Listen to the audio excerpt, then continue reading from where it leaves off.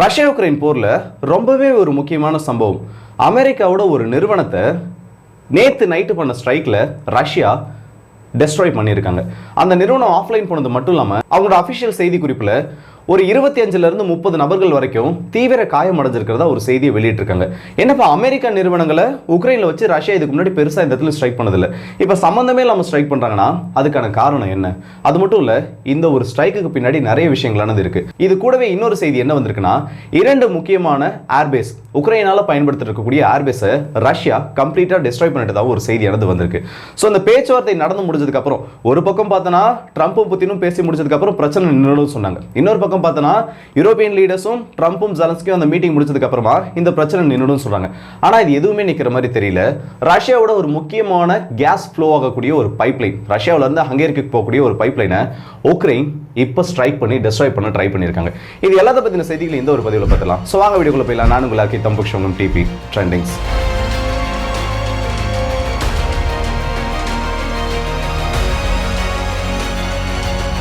டுப்னோ air base, லுட்ஸ்க் air base, இது ரெண்டும் உக்ரைனோட northern சைட்லயும் அதுக்கு பக்கத்தில் இருக்கக்கூடிய மாகாணங்களையும் ரொம்ப முக்கியமான ஒன்று. இதுல இந்த டுப்னோ ஏர்பேஸை பொறுத்த வரைக்கும் மிக 29 வகை விமானங்கள் ஆப்ரேட் பண்ணுறதுக்கும் நாட்டோ ஸ்டாண்டர்ட்ஸ்ல இருக்கக்கூடிய சில முக்கியமான ஏர்பார்ன் சிஸ்டம்ஸ், அதாவது மேபி F-16 இதுக்கு பின்னாடி இருக்கலாம்னு சொல்றாங்க, வெஸ்டர்ன் கண்ட்ரீஸ்ல இருந்து வந்த ட்ரோன்ஸ் ஆப்ரேட் பண்றதுக்காகவும் முக்கியமா யூஸ் பண்ணக்கூடிய உக்ரைனோட ஒரு ஸ்பெஷல் பேஸ்னு சொல்லலாம். அதே மாதிரி இந்த லுட்ஸ்க்ல இருக்கக்கூடிய ஏர்பேஸ் ஆனது வெஸ்டர்ன் பார்ட்னர்ஸ் கிட்ட இருந்து வரக்கூடிய எக்யூப்மெண்ட்ஸை பிரிச்சு உக்ரைனுக்கு ஷேர் பண்றதுக்காகவும் உக்ரைனோட அட்டாக் ஹெலிகாப்டர்ஸையும் ரெகானசன்ஸ் ட்ரோன்ஸையும் ஹவுசிங் பண்ணக்கூடிய ஒரு முக்கியமான பேஸா இருந்துருச்சு. இதை நேத்து நைட் ரஷ்யா நடத்தின தாக்குதல்ல பார்ஷியலி டெஸ்ட்ராய் பண்ணிருக்காங்க இந்த லுட்ஸ்க் ஏர்பேஸை.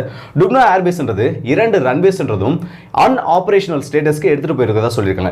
இதுல மொத்தமா 9 KH-101 ஏர் லான்ச்டு க்ரூஸ் மிசைல் ஃபயர் பண்ணப்பட்டிருக்கு.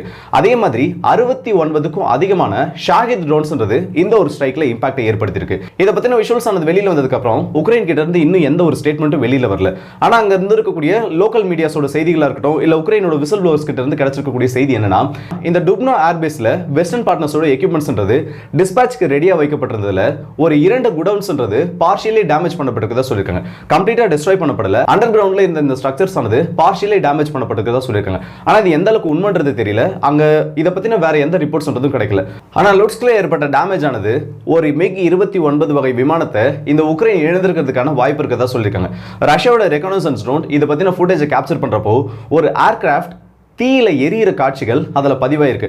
ஆனால் இது ஓல்டு ஃபுட்டேஜா? ஏன்னா ரஷ்யாவோட மினிஸ்ட்ரி ஆஃப் டிஃபென்ஸ் இன்னும் அஃபிஷியலாக எந்த ஒரு ஸ்டேட்மெண்ட்டையும் வெளியிடல. சில ட்ரஸ்டபிள் சோர்சஸ்ல இருந்து கிடைச்சிருக்கக்கூடிய இந்த ஃபுட்டேஜ் ஆனது நேற்று நைட்டு நடந்துருந்துச்சுன்னா ஒரு MiG-29 வகை விமானம் கண்டிப்பாக இந்த ஒரு பேஸில் வச்சு டெஸ்ட்ராய் பண்ணப்பட்டிருக்கிறதுக்கான அந்த சான்சஸ் ஆனது இந்த இடத்துல இருக்கு. ஆனால் அதை வெரிஃபை பண்ண முடியாதனால அதை பற்றின டீடைல்ஸ் இன்னும் கிடைக்கல. ஸோ இப்படி ஒரு செய்தி நடந்திருக்கிறதா வெளியில் நியூஸ் வந்திருக்கு. அஃபிஷியல் கன்ஃபர்மேஷன் மேபி இன்னும் ஒரு சில நாட்களில் இந்த இடத்துல வரலாம். ஸோ இந்த ஏர்பேஸில் நடந்திருக்கக்கூடிய இந்த தீவிரமான தாக்குதல் உக்ரைனுக்கு ஒரு மிகப்பெரிய இழப்பை ஏற்படுத்தியிருக்கு. ஒரு பக்கம் பார்த்தனா அவங்களோட லாஜிஸ்டிக் ஹப்பா இருக்கக்கூடிய ஒரு பேஸ்ல அட்டாக், இன்னொரு பக்கம் பார்த்தனா அவங்க கிட்ட இருக்கிறது லிமிடெட் நம்பர் ஆஃப் MiG-29 மட்டும் தான். அதுலயே ஒரு விமானத்தை மேபி இழந்திருந்தாங்கன்னா அது உக்ரைனுக்கு ஒரு மிகப்பெரிய பின்னடைவை ஏற்படுத்தும். சரி, உக்ரைன் கம்முன்னு இருக்காங்களா? ரஷ்யா உக்ரைனுக்குள்ள ஸ்ட்ரைக் பண்ணிக்கிட்டே இருக்காங்க. பதிலுக்கு பார்த்தனா உக்ரைன் ரிவெஞ்ச் கொடுக்குற பேர்ல ரஷ்யாவோட ரிஃபைனரிஸ் அடிச்சிட்டு இருக்காங்க. இந்த லிஸ்ட்ல இப்போ புதுசா சேர்ந்திருக்கிறது ட்ருஸ்பா பைப்லைன் சொல்லுவோம். இது ரஷ்யா கிட்ட இருந்து இந்த நேச்சுரல் எனர்ஜி சோர்ஸை ஹங்கேரி வழியா யூரோப்புக்கு கொண்டு போகக்கூடிய ஒரு முக்கியமான பைப். இது பிரையான்ஸ் மாகாணத்துல இருந்து உக்ரைன் வழியா பாஸ் ஆகி அந்த பக்கம் ஹங்கேரிக்கு போயிட்டு இருக்கு. இப்போ பிரச்சனை எந்த இடத்துல ஆரம்பிச்சிருக்குன்னா, ஏற்கனவே உக்ரைன் கடந்த ஜூலை மாசத்துல மட்டும் 2 முறை இதே மாகாணத்துல வச்சு இந்த பைப் லைனை ஸ்ட்ரைக் பண்ணிருக்காங்க. அது ஏன் அந்த ஒரு இடத்துல மட்டுமே அடிக்கிறாங்க? இந்த பிரான்ஸ் மாகாணத்துல மட்டும் ஏன் இந்த பைப் லைனை டார்கெட் பண்றாங்கன்னா, அந்த இடத்துல தான் இந்த கேஸோட அந்த பிரஷர் ஸ்டேஷன் ஆனது இருக்கு. இப்போ ஒரு இடத்துல இருந்து இன்னொரு இடத்துக்கு கேஸ் ஃப்ளோ ஆகுதுன்னா எல்லா இடத்துலயும் ஒரே மாதிரி பிரஷரை மெயின்டைன் பண்ணணும். அப்பதான் கேஸ்ன்றது லீக் ஆகாது. நீங்க என்ன இன்புட் கொடுக்குறீங்களோ அது எந்த விதமான பாதிப்பும் இல்லை, எந்த விதமான அசம்பாவிதமும் ஏற்படாம அதோட எக்ஸிட் பாயிண்ட் கிடைக்கும். இதுக்காக என்ன பண்ணுவாங்கன்னா, நிறைய இடத்துல இந்த கேஸ் மெஷரிங் ஸ்டேஷனையும் கேஸ் பிரஷரைசர் சாம்பரையும் கிரியேட் பண்ணுவாங்க. அது கேஸ் பிரஷர் சாம்பர்னு சொல்லுவாங்க. இந்த இடத்துல என்ன பண்ணுவாங்கன்னா, அங்கிருந்து வரக்கூடிய கேஸை உறிஞ்சி எடுத்து, அதாவது அதோட பைப் லைன்ல அதோட ஃப்ளோவை இழுத்து அந்த பிரஷர் சாம்பருக்குள்ள பாஸ் பண்ணி இந்த பக்கம் எக்ஸிட்ல அந்த இடத்துல என்ன பிரஷர்ல வருதோ அதே அளவுக்கு உள்ள அடுத்த சாம்பர் வரைக்கும் டிராவல் பண்ற அளவுக்கு ரொம்ப ஃபோர்ஸா உள்ள அனுப்புவாங்க. இந்த ஸ்டேஷன் ஆனது பிரான்ஸ்ல தான் இருக்கு. நீங்க இந்த பகுதியை டார்கெட் பண்றீங்கன்னா இந்த பைப்லைன் ரொம்ப கீழலாம் இருக்காது. இந்த பிரஷரைஸ் சாம்பருக்கு வரப்போ அந்த பைப்லைன்ஸ் சில இடங்கள்ல மேல, அதாவது கனெக்டிவிட்டிக்காக மேல இந்த இடத்துல பதிக்கப்பட்டிருக்கும். திரும்பவும் அதே ஒரு இடத்தை தான் இப்போ உக்ரைன் அடிச்சிருக்காங்க. கடைசி முறை உக்ரைன் இதை ஸ்ட்ரைக் பண்ணப்போ 24 மணி நேரத்தில் அந்த இடத்தை திரும்பவும் ரஷ்யர்கள் ரெடி பண்ணியிருந்தாங்க.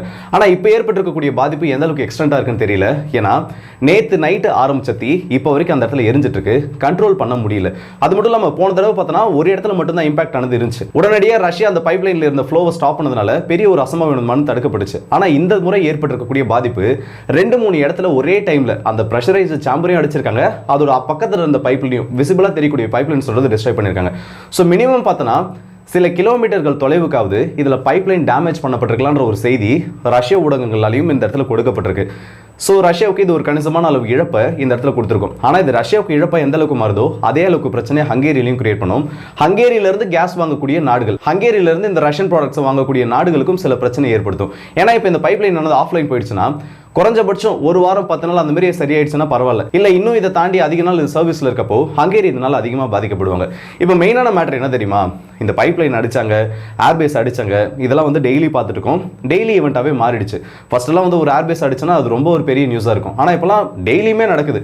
உக்ரைன் ரஷ்யாவை அடிக்கிறது, ரஷ்யா உக்ரைன் அடிக்கிறதுன்னு சொல்லிட்டு இதெல்லாம் மாறி மாறி நடந்துட்டு இருக்கு. இந்த நாட்டோ விசஸ் ரஷ்யான்ற கான்செப்ட் ரொம்ப நாளாக ஒரு பெரிய டாப்பிக்காக போயிட்டு இருக்கு. அதுலேயும் குறிப்பாக சொல்லணும்னா யூகே தலைமையில் கொலிஷன் ஆஃப் வில்லிங்கில் வீரர்களை உள்ள அனுப்பக்கூடிய அந்த ஒரு படலமானது போயிட்டு இருக்கு. இதில் எல்லாருமே ரொம்ப பெருசாக எதிர்பார்த்த நாடு யாருன்னு பார்த்தோன்னா போலாந்து மட்டும்தான். ஏன்னா யூகே இந்த இடத்துல எந்த அளவுக்கு ரஷ்யாவை எதிர்க்கிறாங்களோ அதை விட பல நூறு மடங்கு போலாந்து எதிர்ப்பாங்க. இது சோவியத் யூனியன் காலகட்டம் அது உடஞ்சதுலேருந்து இந்த ஒரு பகையானது இந்த 2 நாடுகளுக்குள்ளே இருக்கு. உக்ரைனுக்கு அதிகமாக உதவிகள் பண்ணது இந்த போலாந்து தான். வெஸ்டர்ன் பார்ட்னர்ஸ் கிட்ட இருந்து ட்ரெயின் பண்ணி அதை பம்ப் பண்ணி உக்ரைனுக்குள்ள அனுப்புனது இந்த போலாந்து தான். போலாந்தோட டிஃபென்ஸ் மினிஸ்டர் ஒரு வார்த்தையை சொல்லியிருக்காரு, இந்த கொலிஷன் ஆஃப் வில்லிங்காக இருக்கட்டும், நாட்டோவாக இருக்கட்டும், உக்ரைனுக்கு வீரர்களை நீங்கள் அனுப்பணும்னு முடிவு பண்ணீங்கன்னா அது உங்களோட விருப்பம், நீங்கள் தாராளமாக அனுப்பலாம். ஆனால் இதில் போலாந்தை ஈடுபடுத்தணும்னோ இல்லை போலாந்து மூலயமா இந்த வீரர்களை உள்ளே அனுப்பணுன்ற முயற்சியை நீங்கள் கைவிட்டுருங்க. இதை என்றைக்குமே போலாந்து அக்செப்ட் பண்ணிக்காது. நாட்டோ வீரர்களும் சரி, இல்லை நாட்டோ மூலயமா வரக்கூடிய வீரர்களை போலாந்துலேருந்து உக்ரைனுக்குள்ளே அனுப்பக்கூடிய வேலையும் சரி நாங்கள் பண்ண மாட்டோன்றதை ரொம்ப அழுத்தம் திருத்தமாக சொல்லிட்டாங்க. ஏன்பா போலாந்தோட இந்த திடீர் மனமாற்றத்துக்கு என்ன காரணம்? ஒருவேளை வந்து போலாந்து ரஷ்யாவை பார்த்து பயந்துட்டாங்களான்னு கேட்டிங்கன்னா இதை பயன்ற அந்த ஒரு கேட்டகரியில் மட்டுமே வைக்க முடியாது. இந்த இடத்துல கடைசி ரோலாக அந்த உக்ரைனுக்குள்ளே வேலையை ஆட்கள் அனுப்பக்கூடிய வேலையை போலாந்து பார்க்குறப்போ போலாந்துக்குள்ளேயே ரஷ்ய மொழி பேசக்கூடிய மக்கள் இருக்காங்க. அந்த பக்கம் பார்த்தோன்னா பெலரஸ் இருக்குது, இந்த பக்கம் பார்த்தோன்னா கலினின்கிராட் ரீஜன் இருக்குது. இது எல்லாத்துலேயும் இருக்கக்கூடிய ரஷ்யர்கள் மூலயமா போலாந்துக்கு ஒரு பிரச்சனையானது ஏற்படும். இவங்க மைனாரிட்டி குரூப்பாக நம்ம கன்சிடர் பண்ணாலும் போலாந்தில் 2024 சென்சஸின் படி பார்த்தோன்னா 14% மக்கள் ரஷ்ய மொழிக்கு தொடர்புடையவர்களாக இருக்காங்க. சில எத்னிக் ரஷ்யன்ஸ்ன்றவங்களும் அந்த இடத்துல இருக்காங்க. ஸோ இவங்க மைனாரிட்டி குரூப்பை மட்டும் அந்த இடத்துல கன்சிடர் பண்ண முடியாது. அவங்களுக்கு ஒரு குறிப்பிட்ட அளவு ஓட் பேங்க்கும் இருக்குது. அதேமாதிரி அந்த பொலிட்டிக்ஸில் அவங்களுக்கு நிறைய எம்பிஸ்ன்றவங்களும் இந்த Russian origin and Russian business மேன்றவங்களும் நிறைய இருக்காங்க. இது போலாந்தை இப்போ கொஞ்சமாக யோசிக்க வச்சிருக்குன்னு சொல்லலாம். ஸோ இதுக்கப்புறமா நாட்டோ எடுக்கக்கூடிய முடிவுகளாக இருந்தாலும் சரி, இந்த கொலிஷன் ஆஃப் வில்லிங்னு சொல்லக்கூடிய அந்த ஒரு அமைப்பை எடுக்கக்கூடிய முடிவாக இருந்தாலும் சரி, போலாந்து மூலமா இவங்க நகர்த்தணும்னு நினைச்ச சில காய்கள் இதுக்கப்புறமா தடைபடுறதுக்கான அந்த ஒரு வாய்ப்பும் இருக்கு. ஸோ இந்த யுத்தம் ஆல்மோஸ்ட் ஒரு முக்கியமான கட்டத்தை எட்டியிருக்கு. ஒன்று ஜெலன்ஸ்கி ஜெயிக்க போறாரா இல்லை புதின் ஜெயிக்க போறாரான்றது மட்டும்தான் இந்த இடத்துல ஒரு கேள்வி. நிலங்களை பெறுறதை பொறுத்த வரைக்கும் ரஷ்யா ஜெயிச்சிட்டாங்க ஆல்ரெடி. திரும்ப அவங்க அந்த இடத்துல இருந்து வித்ட்ரா ஆகிறதுக்கான அந்த சான்ஸ்ன்றது ரொம்ப ரொம்ப கம்மி. இன்னொரு பக்கம் பார்த்தோன்னா யூரோப்பியன் யூனியனில் இருக்கக்கூடிய எந்த ஒரு நாடும் உக்ரைனுக்கு உதவக்கூடிய நாடும் ஜெலன்ஸ்கியை தோக்க விடுறத அந்த இடத்துல அவங்க கன்சிடரே பண்ணலை. உக்ரைன் தோத்துருச்சுன்னா அது நம்மளோட தோல்வின்ற அளவுக்கு ரொம்பவே உன்னிப்பாக இந்த இடத்துல செயல்பட்டு இருக்காங்க. ஸோ இந்த 2 தரப்புமே காம்ப்ரமைஸ் பண்ணிக்காமல் விட்டுட்டாங்கன்னா இந்த யுத்தம் இவ்வளோ சீக்கிரத்தில் முடியாது. நம்மளாம் நினச்சிட்டு இருக்கோம் 2025 இந்த யுத்தமானது மேபி முடிஞ்சிடலாம், ஒரே நாளில் இந்த இடத்துல கம்ப்ளீட்டாக நின்றுடலான்னு. ஆனால் இந்த 2 பேரில் யாராச்சும் ஒருத்தவங்க இந்த இடத்துல விட்டு கொடுத்து போகாமல், இல்லை இந்த 2 அமைப்பை சார்ந்த நபர்கள் இந்த இடத்துல விட்டு கொடுக்காம இந்த யுத்தமானது நிற்காது. அது 2 தரப்பில் யாராக இருந்தாலும் சரி. ஸோ இந்த வீடியோ பற்றி உங்களோட கருத்துல கமெண்ட் செக்ஷனில் சொல்லுங்கள். மெயினாக இந்த ரஷ்யா உக்ரைன் போர் நிற்கணுன்றது எல்லாரோட ஒரு பெரிய ஆசை. ஏன்னா அந்த இடத்துல லாஸ் அந்த அளவுக்கு இருந்துட்டு இருக்கு. இதை நம்ம எந்த அளவுக்கு விரும்புகிறோமோ அதை விட ரஷ்யா கண்டிப்பாக விரும்பி ஆகணும். எல்லாருமே வந்து இந்த இடத்துல ஒரு டேட்டாவை நம்ம யோசிக்காமல் விட்டுடுறோம். ரஷ்யாவை பற்றி ஆஹா ஓஹோன்னு பேசினாலும் சரி, இல்லை இந்த இடத்துல அமெரிக்காவை பற்றி ஆஹா ஓஹோன்னு பேசினாலும் சரி, அமெரிக்கா கிட்ட பியோர் வேர்ல்டு டாமினன்ஸ்ன்றது இருக்குது. நாளைக்கு அவங்க நினச்சாங்கன்னா கூட ஒட்டு மொத்தமாக இந்த உலகத்தில் இருக்கக்கூடிய நாடுகளை அவங்க பக்கம் திரும்ப முடியும். ஏன்னா அந்த அளவுக்கு அவங்களோட வெப்பன்ஸ் ரீச் ஆயிருக்கு. அந்த அளவுக்கு இக்கானமிக்கலி இந்த டாலரை வச்சு மெயின் பிஸ்னஸாக டாலரை ஒரு வெப்பனாக மாற்றி உலகத்தை அவங்களோட கண்ட்ரோலில் வச்சுருக்காங்க. ஆனால் ரஷ்யாவுக்கு இன்னைக்கு இருக்கக்கூடிய நிலைமை சரி கிடையாது. அதுவும் இந்த யுத்தம் ஆரம்பிச்சதுக்கு அப்புறமா ரஷ்யாவோட டாமினன்ஸ்ன்றது ஏஷியன் கான்டினென்ட்ல எந்த அளவுக்கு குறைஞ்சிருக்குன்றதே சில நாட்களுக்கு முன்னாடி வீடியோவை பார்த்தோம். இது குளோபல் டாமினன்ஸ்னு இம்பாக்டை ஏற்படுத்தியிருக்கு. ஆப்பிரிக்கன் கான்டினென்ட்டை தவிர மற்ற எல்லா பகுதிகளிலுமே ரஷ்யாவோட டாமினன்ஸ் டிக்ளைன்ல இப்போ போயிட்டு இருக்கு. இதை இவங்க ரீபில் பண்ணோம்னா இந்த யுத்தம் நின்னா மட்டும்தான் முடியும். அது புதின் அவர்களுக்குமே நல்லா தெரியும். அதனால மட்டும்தான் இந்த யுத்தத்தை நிறுத்தத்துக்கு ட்ரம்ப் கூட பேச்சுவார்த்தை நடத்துறது, இல்ல சில காரணங்களை இந்த இடத்துல சாட்டிஸ்ஃபை பண்ணிட்டு கூட அந்த ரூட் காசை சரி பண்ணிட்டு நான் இந்த யுத்தத்தை நிறுத்தத்துக்கு தயார்ன்ற மாதிரி சொல்லியிருக்காங்க. ஸோ ரஷ்யா இந்த போரை இன்னும் பெருசாக்க அவங்களோட குளோபல் டாமினன்ஸ்ன்றது இந்த இடத்துல கீழே இறங்கிட்டே இருக்கு. ஸோ இந்த வீடியோ பற்றி உங்களோட கருத்துல கமெண்ட் செக்ஷனில் சொல்லுங்க. 2 தடவை பேசிட்டேன்னு நினைக்கிறேன். சரி, பரவாயில்ல, விடுங்க. அடுத்த வீடியோ சந்திப்போம். அது வரைக்கும் விடுபடுகிறது உங்கள் எல்லாருக்கே.